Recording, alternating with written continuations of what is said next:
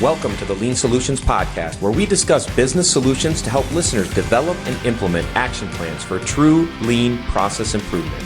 I am your host, Patrick Adams. Hello and welcome to the Lean Solutions Podcast. Today's guest is Mike Leigh. Mike is the President of OpX Solutions, a performance improvement company that helps manufacturers remove the barriers that prevent them from achieving their goals by developing leaders and improving processes.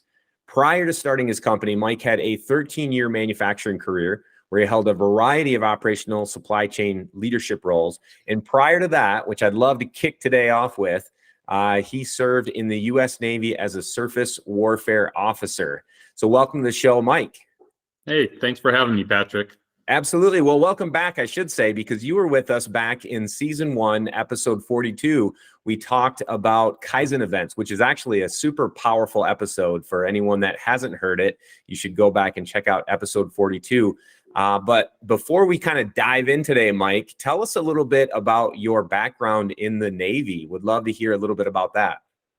Yeah, I spent 10 years active duty right out of college. I was a surface officer, but specialized in nuclear propulsion.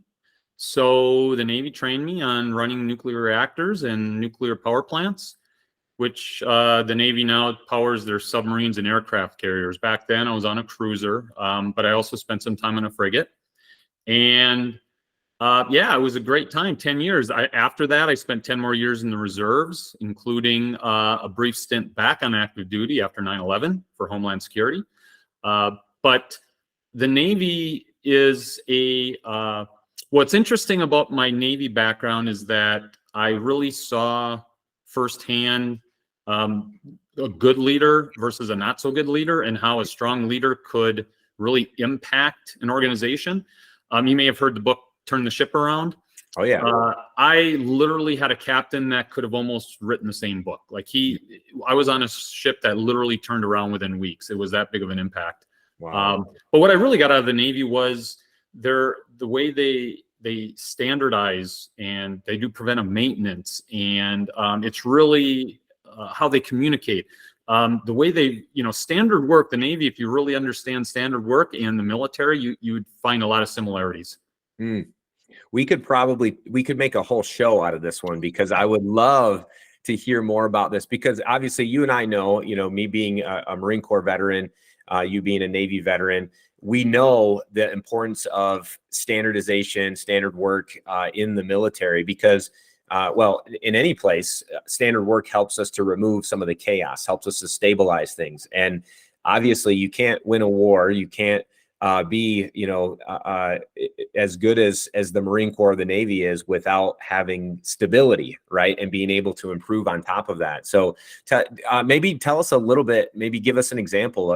Maybe it's preventive maintenance, maybe standard operating procedures, whatever it may be. Do you remember any kind of good stories from the Navy or things that you saw that you said, this is amazing? This is probably before you knew anything about lean, right? You didn't. Well, that's correct. I didn't really know anything. It's more after the fact that I realized, boy, the Navy did that really well.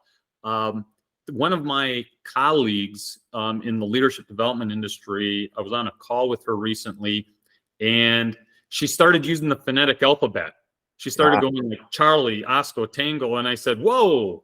I'm like, the phonetic alphabet. You weren't in the military. And it's a long story, but basically that's an example of, you almost know immediately who was in the military because they start spouting out the phonetic alphabet. And that's just a small example of where a standard procedure, how you communicate to avoid miscommunicating, is extremely common, right? So that, just little things like that. And, the preventive maintenance work, when you take a look at TPM and equipment reliability, you realize there are some industries that have a high level of it, if like the airline industry, and the military is one of those. And you take a look at how they did preventive maintenance, and it's so much more in-depth and complete than almost any company I've ever come across. And so it's things like that you realize, wow, they really did some things well, and they did some things that closely align with Toyota Production System. Yeah, they sure did. And you mentioned also when you were in the military that you worked for some really good leaders and maybe some leaders that, maybe needed a little bit of improvement. Any good stories around leadership development that came out of the Navy? Maybe something that you've been able to take from there and apply to what you do now? Yeah, one of my captains, and I'll give him credit here. His name is Captain Doug Kyler. He was a captain on a frigate that I was on on the West Coast, on the USS Wadsworth back in the late 90s. He came on board a ship, and we were kind of average, but he came on board the ship and he said, and this goes along the lines of the principle of respect for people, which I'm a firm believer in, coming out of Toyota Production System. And he said, guys, I have 2 rules. That's it. 1, do your job. Essentially, do your standard work, right? Do your job. And 2, take care of the person next to you. And I said, if they're out in town, if they're having trouble in their role, take care of the person next to you. If you do those 2 things, we're going to have a great show. I tell you, Patrick, that the ship literally turned around. Like, we became the best ship in the squadron. He got rid of all these curfews. He got rid of all these rules. And he just simply trusted everybody to do their job, do it well, and take care of each other. And that was it. It makes such a difference when you put people into a position where they feel respected, where they feel trusted, where they know that you appreciate what they do. Right? People are smart. I mean, that's amazing. I love it. Yeah, I mean, even in my business, I have a small team. I don't have a vacation policy. I don't have it's basically unlimited time off. Just take time when you need to and how much you need to. But I trust you to get the job done. And it's worked out fine. I've never had a problem. I mean, clearly sometimes there's always exceptions, right? Nothing's perfect, but I'm a firm believer in you respect people, you take care of them, and they're going to do the same for you and for your organization. So true. So true. So let's transition from the Navy to maybe your manufacturing career and forward. How would you describe your lean journey so far? So my lean journey really began as a manufacturing manager for GE. I was reporting to a new job at a new factory day 1.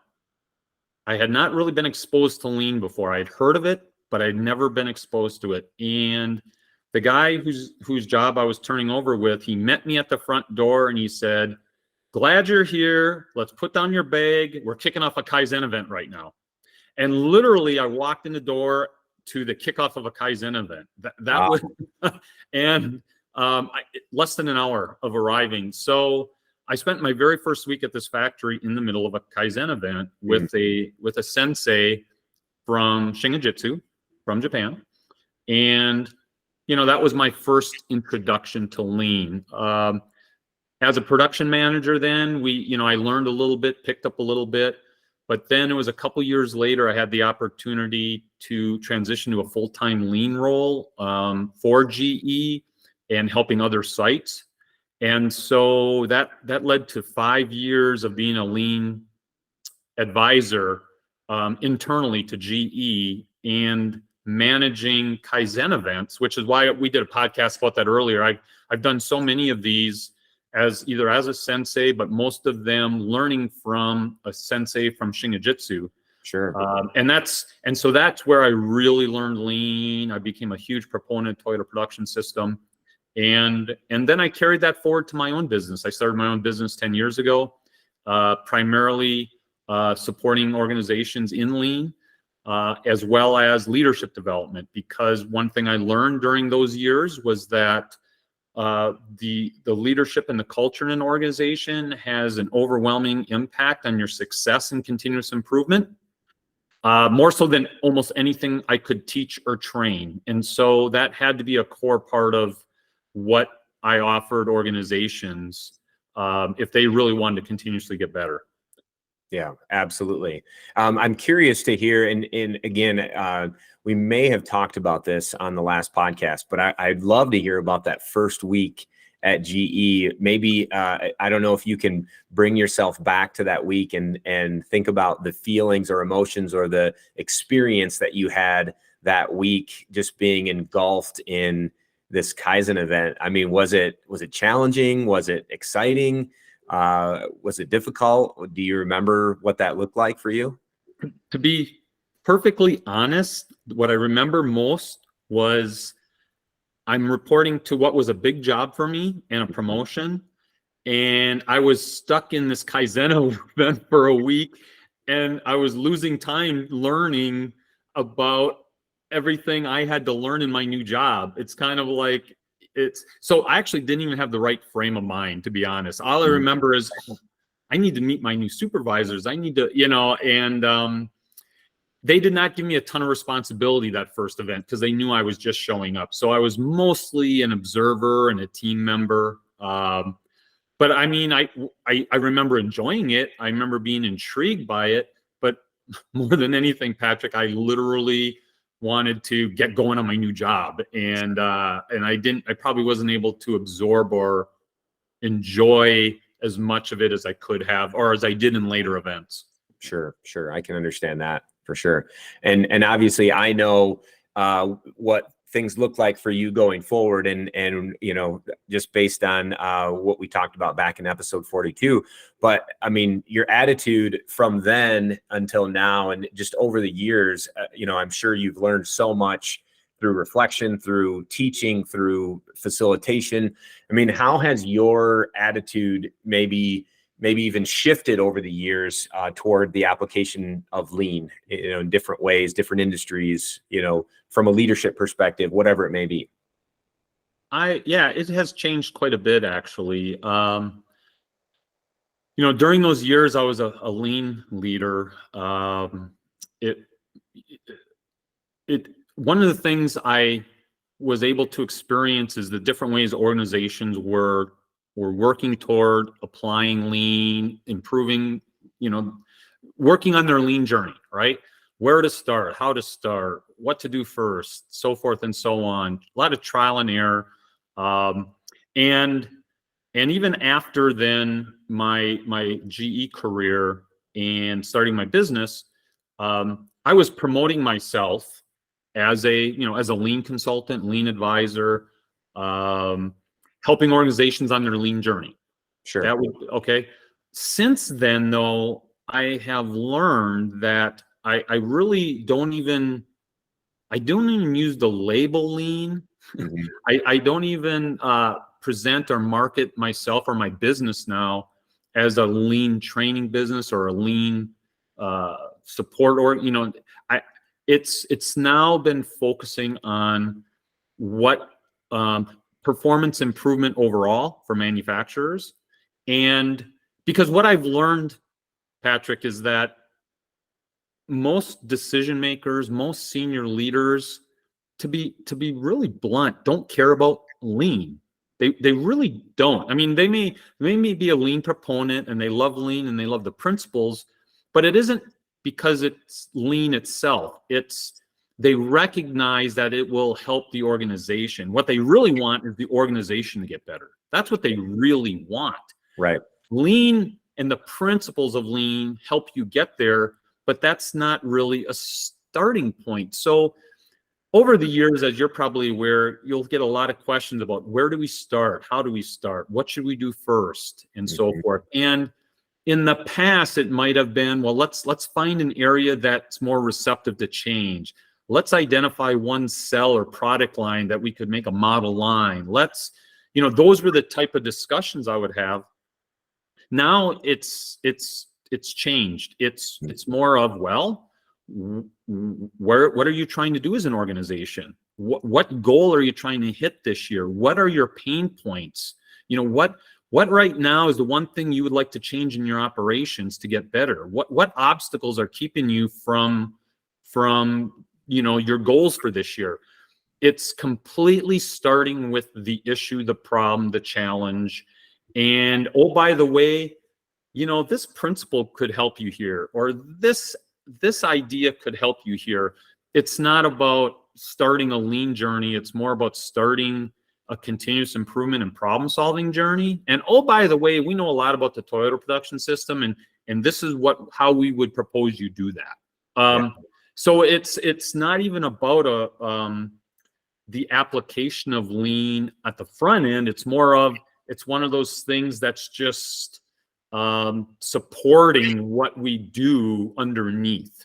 Yeah. If that makes sense. It does, absolutely. I mean, you want to meet your client or meet your customer where they are as well. And I think that, I mean, even for me, I've worked with companies that they don't want to use any of the terms that came out of the Toyota production system or any, specific names of tools or things. And, so sometimes as a good trainer, a good facilitator, you have to know your client well enough or know your customer well enough to know how to adjust. But also, I mean, you and I both know that the term lean itself didn't even come out until the 90s in the book, the Machine That Changed the World. You go to Toyota, that they didn't call it lean. That wasn't a term back then. So, I mean, I think I'm in agreement with you there, and I might upset some people here, but it is what it is, right? I mean, call it whatever you want. At the end of the day, to your point, you're improving the performance of an organization by removing waste, by reducing variation, by whatever it may be. And I'm with you there, Mike. I mean, call it what you want at the end of the day. and actually, Patrick, I almost what you can call it whatever you want, but I'm really to a point where there is no it. In other words, it's not a separate thing. It's not a separate program. It's not even a separate initiative. There is no it. It's kind of like organization A wants to get better. For instance, let me give you a quick example. A company will often say, Mike, do you do lean training? We're looking for lean training. And I'll say, sure. But let's back up a second. Why do you want to do lean training? Like what is it that you feel lean training is going to do for you? Because I'm not a lean trainer. That's not what I do. Yes, I do lean training as a service, but what I do is I want to help you achieve something. Like, what is it you're trying to do? And why do you think lean training is going to help you? And if I can't connect those dots, then I'm going to back up and say, are you sure you need lean training? In other words, it's not a separate thing. It's not an it really. It's more of these principles that apply as you're improving an organization, and it's not really separate. And so I guess that's how my views changed, if regarding lean or whatever we call it, right? Absolutely. I'm with you 100% for sure. The principles are key, but yeah, the way that I would say it is it should be the way that you do business. Again, it also depends on what problem you're trying to solve, right? Which is why you would ask them, why do you think you need lean training? I mean, what purpose behind that is because some leader went to a conference and met someone who said they should do lean training, or is there really something specific that you're trying to solve or a goal that you have as an organization? So yeah, I'm with you. So you talked about the approach, has maybe changed. What would you say, for those that are listening in that are wondering, what is the first step? What should we be doing? What would you say is your approach to helping companies move forward on their lean journey? Yeah. So I first and foremost, I really want, and this is for anybody, but this is also what I'll do with our clients, is really wanting to understand where do you want to be in the next 3 years or 1 year or 5 years, right? Like where are you now and where is it you want to be? Because anything we do on this journey, it should be first and foremost guided by what the vision and goals are of the organization. So the lean journey, if we want to call it that, and again, I'm actually getting away from even calling something a lean journey. It's more of the company's journey rather than this separate journey. I know that sounds like maybe I'm parsing words, but it's to help think in terms of it's not this separate thing. But it really starts out with, where is it you want to be? Now, you might call it a continuous improvement journey or an operational, or becoming, an organization that's high on operational excellence. But generally, it starts with the goals. It starts with the obstacles to get to those goals, and then concentrating on a few principles. So one of those principles is having good, stable operations. That's like the house of Toyota, right? That foundation is stable ops. If you've worked with enough companies, you realize so many companies out there simply aren't stable. And even in the world of Six Sigma or Lean, right, it's all about reducing variation. And so starting that Lean journey, I often ask people, what are your biggest pain points? Where do you have a lot of variation? Let's focus on improving right there. And that alone will often lead to plenty of opportunity. Other principles, respect for people and all its different forms. Making sure you're ensuring quality at the source, right? And improving flow, because you improve flow, you reduce lead times, cycle times, customer lead times. That's going to reduce your inventory. That's going to be better for the customer. It's a growth strategy. Those principles is, to me, part of, you want to call it the Lean journey. And concentrating on those principles moving forward. Hey everyone, this is Patrick. So sorry to interrupt this episode of the Lean Solutions podcast, but I felt it necessary to take a quick moment and personally invite you to the Lean Solutions Summit on October 2nd through the 4th this fall, 2023. The theme of this year's global summit is leadership, people, purpose, passion. You do not want to miss this amazing experience with the top process improvement experts from your industry. No matter what industry you're working in, this summit has value for you. The summit offers 4 different industry tracks to include healthcare, corporate, higher education and nonprofit, and finally, government. Our opening keynote is Chris McChesney, the lead author of the #1 Wall Street Journal best-selling business book, The 4 Disciplines of Execution. The Ops sisters, Kathy Miller and Shannon Carrolls, the authors of Steel Toes and Stilettos, will be joining us, as well as yours truly and over 20 other speakers. The final day of the summit is full of workshops, and there are limited seats for a tour of Menlo Innovations with Richard Sheridan and Zingerman's Mail Order with Dr. Jeff Leiker, author of The Toyota Way. Early bird pricing is now available at FindLeanSolutions/Summit-2023, or you can check the show notes for a link. Now, back to the show. I love it. No, that's good. And would you say, from a sustainment perspective, when organizations do, come head down this path, is anything that you can give the audience on opportunities to sustain, as they're moving forward, some of the different improvements that they make? Yeah, the sustaining has been as you've been doing this long enough to know, it's another common challenge organizations have, right? How do we sustain these efforts?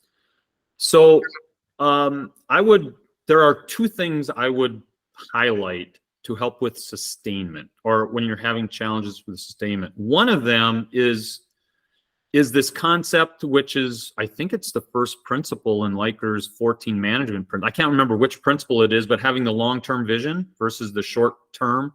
Yeah.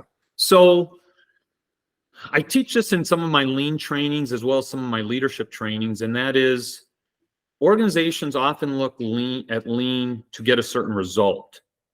Okay, but and actually, this is a big component of my leadership training that I do, is that underlying, we get results from our behaviors, and our behaviors come from our attitudes and our habits and the way we think about things and our conditioning.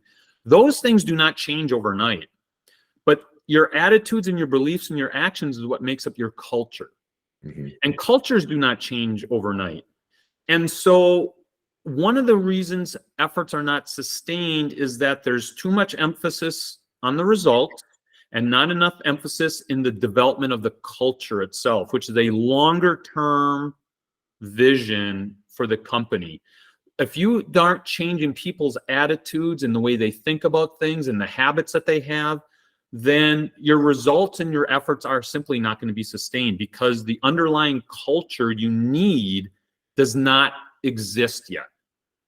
So that's one. The other is going back to what decision makers really want. They want results.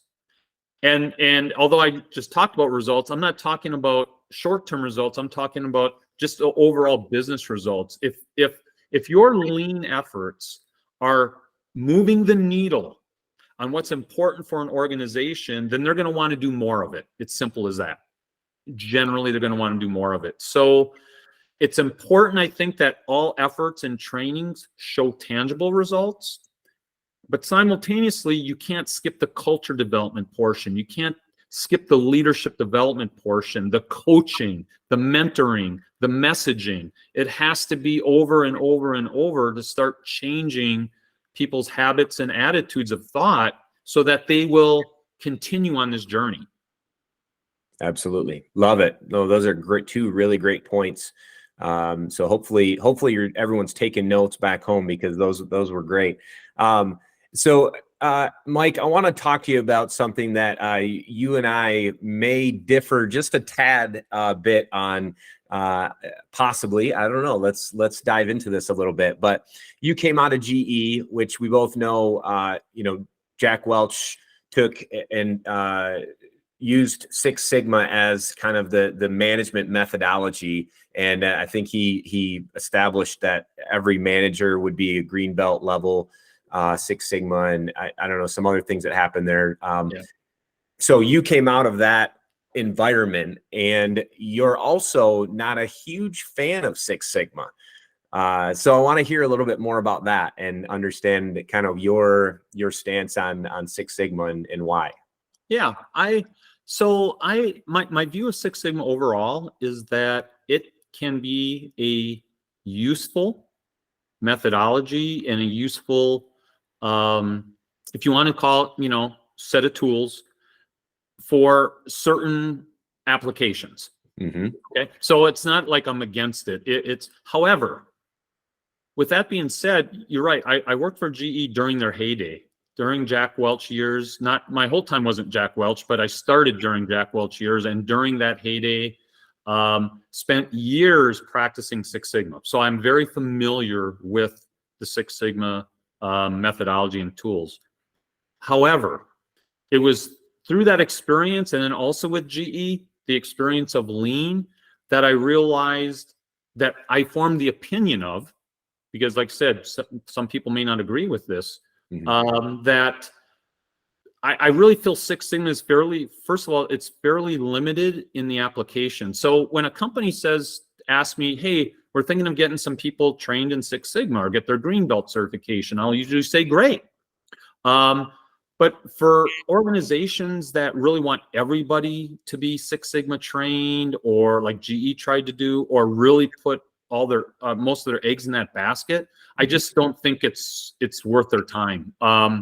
Because even at GE, which you can argue maybe they applied it wrong or they could have done it better, it was an all-in effort, no doubt about it. And yet, I distinctly remember an all-employee call in the division I was in during the heyday after years of Six Sigma, and the quality leader for this division, so he's a corporate quality leader, told all the employees along the lines of, we've been practicing Six Sigma for 5 years, but our customers are telling us they don't see an impact. Our cost of quality has not gone down. Right? And this is from a company that was all in. Sure. And so you wonder, well, how did that happen? And if you've been in the Six Sigma world long enough, you realize that a lot of what's called Six Sigma simply is not Six Sigma. It's not even a good application of Six Sigma. True. And so so my opinion has formed in that I think it's great if a company wants to have a couple people that know it, and for certain applications use those tools.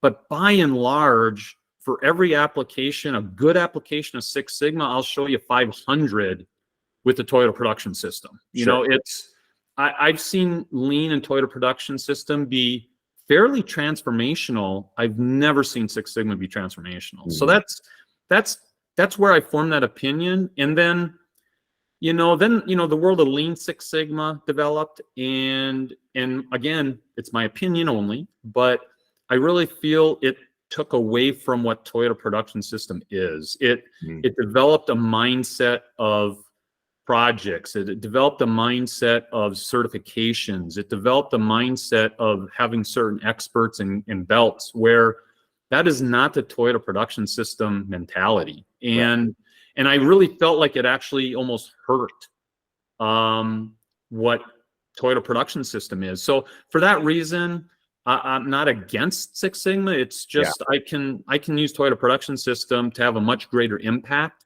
on an organization, help them, than I could ever with Six Sigma. Sure.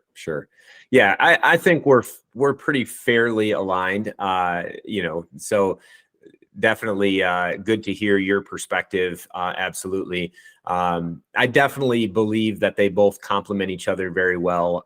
But to your point, you're absolutely right that, you can't just have a project mindset and think that you're going to have transformational results, with projects only, or, measure the number of green belts or yellow belts in an organization and you're going to have transformational results, right? It's not about the number of belts. It's not even about the tools that people know. It's really something completely different in that I think you and I both are aligned in with, the daily management, the daily Kaizen, the measuring results versus measuring number of belts, or, having transformational metrics in place that you're making decisions by versus, right, those what we would call vanity metrics, right? Yeah. And I don't, some companies really try to put project counts, whether it's lean or Kaizen events, and I understand why they do that. But I won't consider myself an expert in Toyota Production System. I'm sure there's a lot I don't know about it, but some that I've learned is there's such an emphasis on the mentoring and coaching and problem solving and just how you look at problems themselves. And if that becomes part of your DNA, you're not even thinking in terms of projects. You're just doing it, And I think if you can and I think when sometimes you put certain metrics in it, it can drive the wrong behavior, right? And so you have to be really careful with project counts and put it this way, if I'm running a business, I don't care how many projects somebody does, Patrick. What I care about is, this is where you were at today. This is where I want you to get at a year from now. Are we getting there? Right. And is the trajectory correct? And how are you getting there? That's what I want to understand. Then I want to mentor people in doing that. I don't care how many projects they do. If they do one big effort that is transformational, and it's better than 4 little things that they did to call it a project, well, I'll take that transformational one every time. So it's, and plus, on top of that, as part of the culture is it's okay to make mistakes, right? You want people to try, to experiment, to learn. And sometimes these project counts and the results of these projects start over, it drives the wrong behavior. I'll just leave it at that. You probably experienced it, and other people who are watching, listening to this have experienced the same thing. Yeah. Absolutely. Yeah, for sure. So for those that are, listening in, many are lean practitioners, some consultants, some new to lean or continuous improvement, maybe some operations people listening in, maybe not just manufacturing, probably from other industries, healthcare, maybe even state, local government. What advice would you give to the vast majority of people out there that are practicing lean principles, continuous improvement principles, who want to make a difference in their organization? First and foremost, I would recommend that whether you are, trying to move the needle internally at your company, or you're a consultant, or you're an ops, you're in operations, it all starts with going back to what I mentioned earlier. I'm jumping around here.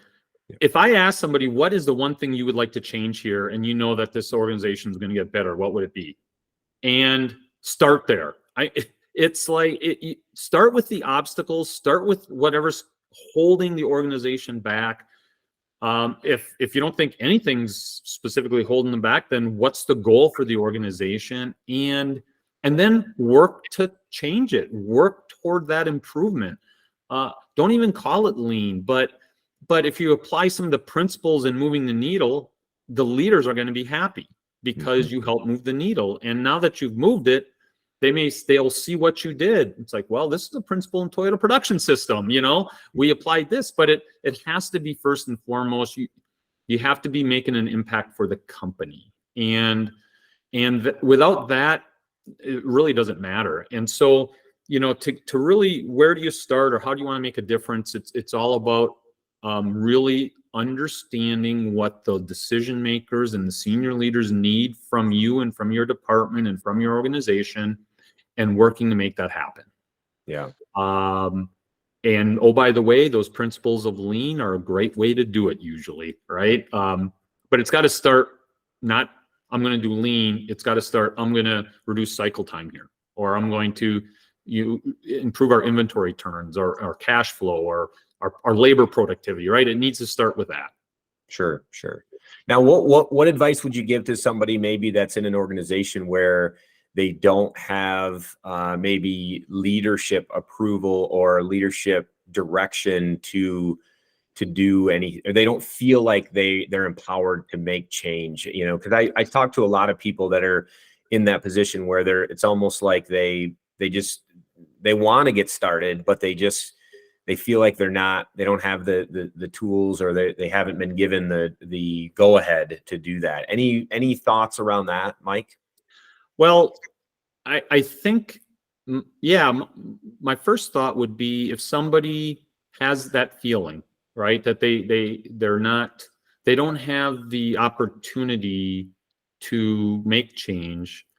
Well, first, I think you have to be clear and ask that you want to do something.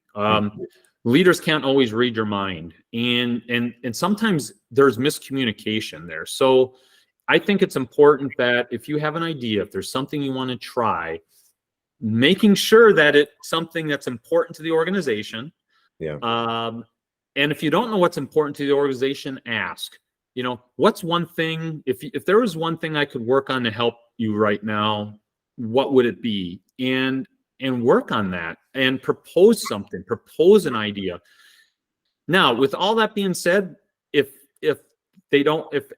there are leaders that are really attached to the status quo and are risk adverse and don't want to make change, I'll be honest, I don't know what you can do, Patrick. I mean, I don't know if there's any advice I can give on something like that. I was in an organization not that long ago, and the feedback I was getting from a lot of employees was, it's going to be done this way all the time. Like, this is proven, we're not going to, and oh, by the way, they have high turnover, and you wonder why.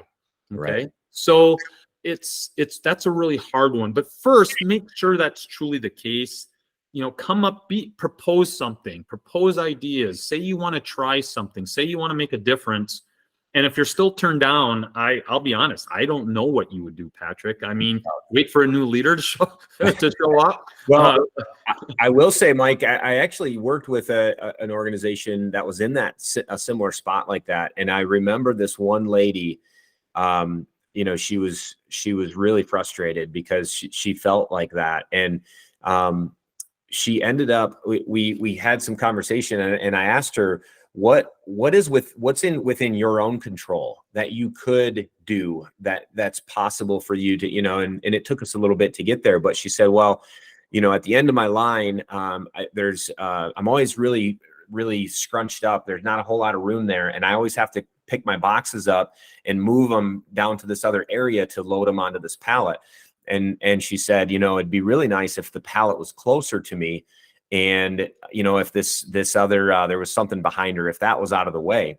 And I said, well, do you need approval to move the pallet closer to you, to move that, whatever that was out from behind you? And she said, probably not. And I said, well, sometimes for things like this, it's better to ask for forgiveness after. And I said, let's just move that pallet. And so her and I moved the pallet closer, and we pushed whatever it was out of the way. And she was just tickled pink, just so excited about, this new little area that she had set up. And we celebrated that. And I might have dropped a little hint to leadership that they should go check it out and have her show them the improvements that she made to her area, no matter how small, right? Paul Aker says 2-second improvements matter, right? They add up. So, again, it is hard when you're in an organization, when you're somewhere where leadership isn't part of the, or, isn't driving the change or supporting it.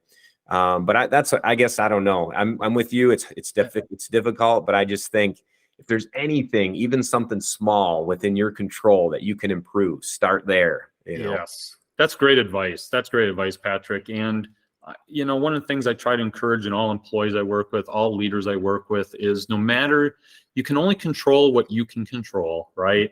But don't let outside circumstances squash your desire for improvement. Just keep trying. Just keep trying. Don't let it beat you down.